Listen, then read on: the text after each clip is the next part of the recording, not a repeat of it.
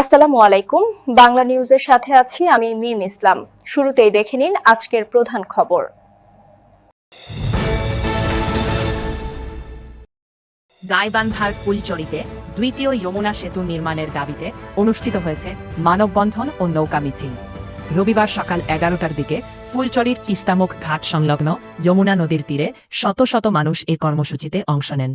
স্থানীয়দের দাবি, ফুলচড়ির তিস্তামুখ ঘাট থেকে জামালপুরের বাহাদুরাবাদ ঘাট পর্যন্ত দ্বিতীয় যমুনা সেতু নির্মাণ করা হলে উত্তরাঞ্চলের মানুষের যোগাযোগ ব্যবস্থায় বড় পরিবর্তন আসবে। একই সঙ্গে কৃষিভিত্তিক শিল্প, চরাঞ্চলের উন্নয়ন এবং নতুন কর্মসংস্থানের সুযোগ সৃষ্টি হবে।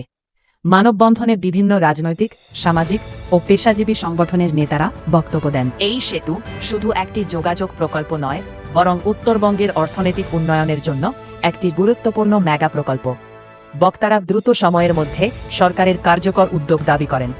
পরে যমুনা নদীতে একটি নৌকা মিছিল অনুষ্ঠিত হয়, যেখানে অংশগ্রহণকারীরা সেতু নির্মাণের দাবিতে বিভিন্ন স্লোগান দেন।